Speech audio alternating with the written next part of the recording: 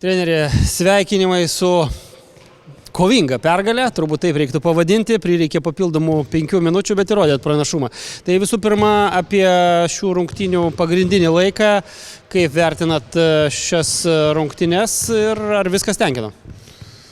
Tikrai viskas netenkino, nes turėjom ir -13 vienu momentu ir tada žaidimas buvo labai blogas, bet tuo momentu pasikeitė, pradėjom pataikyti, nes turėjom, man atrodo, 4 kėliny 44 taškus įmetę, tai netenkino tas puolimas, gynyba atrodo kaip ir tenkina, bet tada pradėjom blogus metimus mes nepataikyti, tada ir gynyba jau pradėjo prastėti.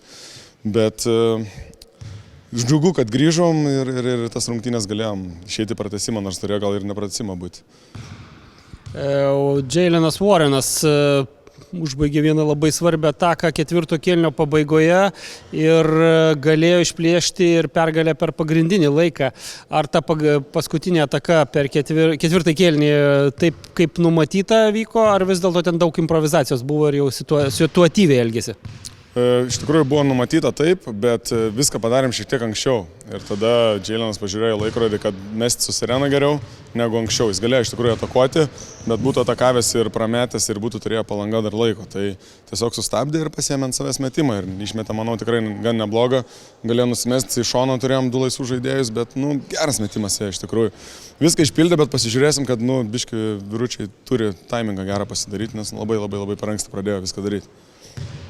Pratęsimas ir vėlgi koja kojon žengėt, tarsi šiek tiek atitrūkstat, tarsi vėl varžovai pasiveja ir ta paskutinis tas duris, vėlgi koks ten sumanimas ir tas Mačionė jau turbūt nedidelis stebuklas. Iš tikrųjų, prieš tai gavom tokį tritaškį, kur gynybos klaida buvom susitarę, buvom kitaip gintis ir vienas žaidėjas nenubėgo ne ten, kur tarėmės, gavom tą sunkų tritaškį.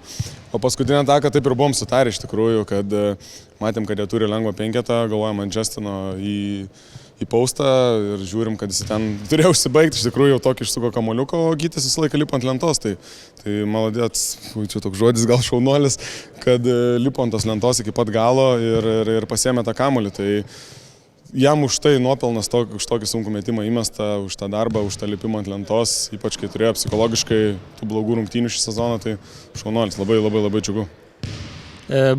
Baigsit pirmąjį etapą, savaitgalį, liko vienas mačas ir po to jau ko gero į tą antrąją grupę. Na, dar aišku, visko gali būti, bet vėlgi, koks dabar tas jūsų sezono, vadinkim taip, antrosios dalies planas, kokie tikslai toj antroji grupė, jeigu ten atsidursit?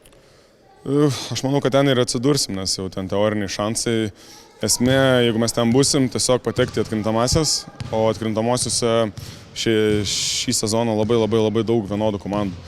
Tai, man atrodo, atkrintamosios būtų neįtikėtinai įdomios ir bet ką gali nugalėti. Tai jeigu mes ten būsim, manau, pakovosim, o mums tik tiesiog gerinti žaidimą. Dabar be Juliaus turim šiek tiek priprasti, buvom pripratę prie Juliaus kitokio žaidimo, tai dabar turim 2 etapus tokius, manau, būsim pasiruošę play-offuose su visais pilna rotacija žaidėjų ir bus viskas gerai. Gali tikėtis kažko panašaus į tą Pelenės istoriją, kurią prieš 2 metus pateikėt stebuklingai patekdami iš vėlgi kažkelioliktos vietos reguliariajam sezone iki pat medalių. Tiesiog viskas priklauso nuo žaidėjų, jie turi patys savim tikėti ir rodyti savo tiek ir kitiems, bet aš sakiau, jūs turit mylėti tai, ką darot, tai žaisti tą krepšinį, džiaugtis puolime tais metimais, nes būna momentų, kaip šiandien visi galvos nuleidė, grįžta į tą gynybą, prameta metimus. Tai viskas nuo jų, jeigu jie tikės, nes manau žmonės tikrai mumis palaikys, tai galime eiti tiek, kiek jie norės. Tai aš pasirengęs jiems padėti, aš visą širdim viską paruošim planą, jiems tik tai reikia išpildyti ir norėti laimėti.